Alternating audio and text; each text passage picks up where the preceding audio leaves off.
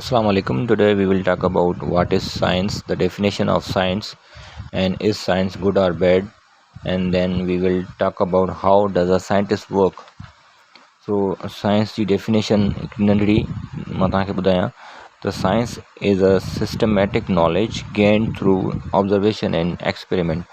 उहा नॉलेज उहा systematic knowledge आहे ऑब्ज़र्वेशन ऐं एक्सपेरिमेंट जे थ्रू असांखे हिकिड़ी नॉलेज मिले, हिकिड़ी कंहिं शइ जे बारे में ख़बर पए, उनखे साइंस चयो वेंदो आहे. We are living in the age of science. असां साइंस जे दौर में रहूं था. But what is science? मगर साइंस छा आहे? The word science comes from Latin word scire. Science जेको लफ़्ज़ आहे उहो लातीनी ॿोली जो लफ़्ज़ स्कायर मां निकितल आहे. SCIRE स्कायर मां निकितल आहे, विच मीन्स उनजी माना आहे टू नो, ॼाणणु, इल्मु, to know. Science is an exciting subject in which you get knowledge and do experiment in the laboratory. Science एक exciting subject आहे, बेहतरीन दिलचस्प subject आहे इन में जंहिंमें तव्हां नॉलेज हासिल कंदा आहियो, एक्सपेरिमेंट कंदा आहियो, लेबॉर्ट्रीज़ में एक्सपेरिमेंट कंदा आहियो. So people who adopt studying science as a career are called scientist. उहे माण्हू जेके साइंस जी स्टडी कंदा आहिनि एज अ कैरियर करे, पंहिंजो पेशो जेको आहे सो चूज़ कंदा आहिनि, उनखे साइंटिस्ट चयो वेंदो आहे. यू यूज़ ओवन, असां इस्तेमालु कंदा आहियूं ओवन या फैन, असां ट्यूबलाइट इस्तेमालु कंदा आहियूं, रेफ्रिजरेटर या TV, computer, car, aeroplane, ETC. In your everyday life all these are wonders of science. इहे सॼियूं साइंस जा ई कम आहिनि, साइंस जे ई करे आहिनि. So is science bad or good? ही साइंस सही आहे, सुठी आहे या ख़राबु आहे? So there are both sides, good and bad sides of the science. So science is a good. अगर science जेकी good, वो कीअं good आहे? So scientific advancement have made man's life more comfortable and a lot easier. For example, agriculture, health, and transportations and consumer goods and communications, etc. So is science bad? Science is bad. Science can also be used for the destruction of the world. जीअं हाणे bomb ठहनि था या war heads जे बारे में या unemployment थिए थी. Scientifically made machines are work with very few man. जॾहिं पहिरें टाइम में माण्हू जिथे 10 माण्हू कमु कंदा हुया, हाणे उहो हिकिड़ो माण्हू उते कमु करे थो. कंप्यूटर वठी छॾियो, उन जॻह काफ़ी अहिड़ियूं मशीन्स आहिनि जेके कमु ईज़ी थी वियो आहे, मगर अनएम्प्लॉयमेंट वधी वई आहे. सो ऐं डिफॉरेस्टेशन तव्हां ॾिसो, more and more land is cleared from forest to make homes for the increasing population due to scientific advancement. So ऐं पॉल्यूशन हिकिड़ो ॿियो हिकिड़ो बैड साइड आहे साइंस जो. Pollution is also the result of scientific advancement. This is extremely harmful for the human health.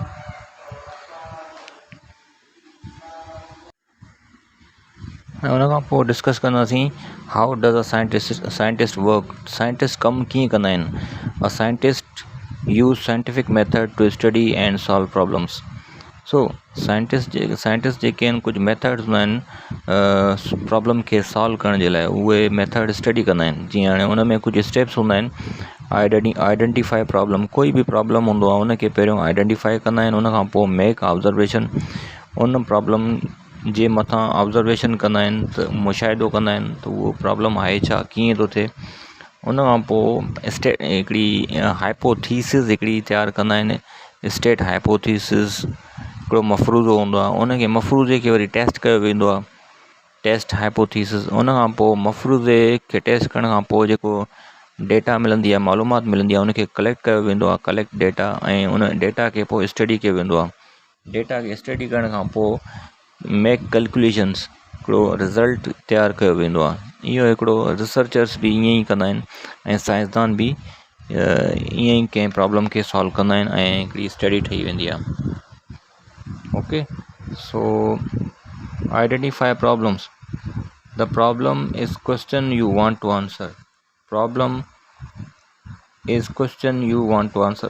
Problem इहो आहे त कोई बि क्वेश्चन आहे दुनिया में, ॾिसो काफ़ी खोड़ सारा क्वेश्चन आहिनि जंहिंजो असांखे आंसर ॻोल्हणो हूंदो आहे त हिन प्रॉब्लम जो ई आंसर हुजणु घुरिजे, ही बहितरु आंसर हीअं आहे, हिन प्रॉब्लम जो ही सॉल्यूशन आहे। So how does the flute make different sound. हिकिड़ो प्रॉब्लम हिननि ॾिनो आहे फॉर एग्ज़ाम्पल जे हवाले सां, त बांसुरी जेकी आहे उन मां आवाज़ु कीअं निकिरंदो आहे, डिफरेंट डिफरेंट आवाज़ कीअं निकिरंदा आहिनि। सो उन ते पहिरियों हुन ऑब्ज़र्वेशन कई, मेक ऑब्ज़र्वेशन इहा हुई त observations are anything you notice about the problem. So हाणे मिसाल जी ॻाल्हि, Qasim notice that a flute, हिकिड़ो छोकिरो आहे हुन बांसुरी ते हिकु ऑब्ज़र्वेशन कई, हुन नोटिस कयो त बाबा सिन ते इट हैज़ सेवरल होल्स, काफ़ी खोड़ सारा होल्स आहिनि, सुराख आहिनि। A flute player blows across the mouth piece of the flute, जेको बांसुरी वॼाईंदो आहे उनखे उनखे माउथ पीस जे उन जे ज़रिए उनखे फूको हणंदो आहे, ब्लो कंदो आहे त उहा वॼंदी आहे। Each time the player opens a hole the flute make a different sound. हर दफ़े जेको बांसुरी जेको वॼाईंदो आहे उहो अलॻि अलॻि होल्स खे खोलंदो आहे त उहो डिफरेंट आवाज़ूं निकिरंदियूं आहिनि। त इहो हिकिड़ो प्रॉब्लम, इन खे सॉल्यूशन जो कीअं हूंदो, त कासिम रोट डाउन वाट ही ऑब्ज़र्व, उहो ऑब्ज़र्व उन छा कयो उहो लिखंदो आहे हुन में। स्टेट हाइपोथेसिस, उन खां पोइ हाइपोथेसिस ठही वेंदी आहे। A hypothesis a possible answer to the problem. मफ़रूज़ो जेको आहे, हाइपोथेसिस खे मफ़रूज़ो बि चयो वेंदो आहे सिंधी में या उर्दू में।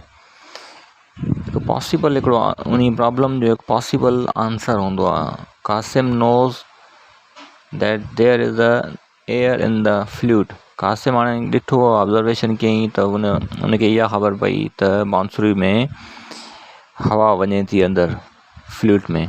You change the amount of air, जीअं हवा जो मिक़दार तव्हां जीअं चेंज कयो था inside the flute, when you open the different holes, Qasim thought of a hypothesis changing the amount. हाणे ही उन हाइपोथेसिस जो हिकिड़ो जुमिलो उन ठाहियो आहे, changing the amount of air inside a flute causes different sound, यानी कि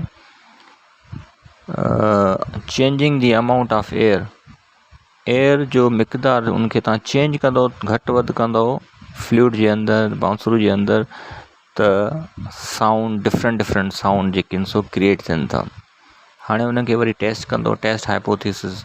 U can test a hypothesis by doing an experiment, तजुर्बो तव्हां कंदो। उन खां पोइ उन हाइपोथेसिस जी मदद सां उनखे खणी करे उहो तव्हां उनखे एक्सपेरिमेंट कंदो।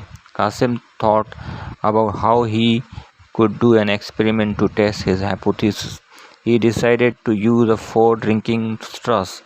Qasim cut the 3 of the straws in 14, 10 and 6 centimeters length.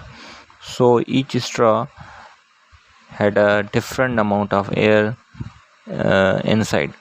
Then Qasim blew across top of each straw to find out if the sound changes. He started with the longest straw.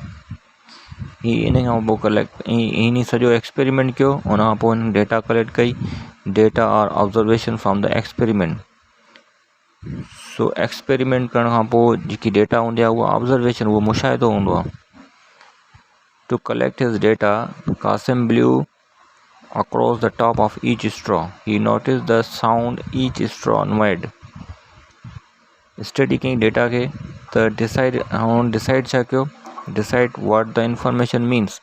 Qasim looked at his data and thought about what it meant. Data खे collect करे उन्हनि सोचे इनजो छा मतिलबु आहे। To help study the data, he put some of it in the chart. कुझु chart में लिखंदो वियो त वही छा आहिनि। Then he could quickly see what the experiment showed. आख़िर में रिज़ल्ट ते पुॼंदो आहे ऐं conclusion ठाहींदो आहे, decide if your hypothesis is correct. Qasim decided that changing the amount of air inside a flute caused different sound. So Qasim इहो फ़ैसिलो कंदो आहे, इन नतीजे ते पुॼंदो आहे त अमाउंट ऑफ एयर जेको आहे फ्लूट जे अंदरि, बांसुरी जे अंदरि, उहो चेंज थींदो त डिफरेंट साउंड क्रिएट थींदा।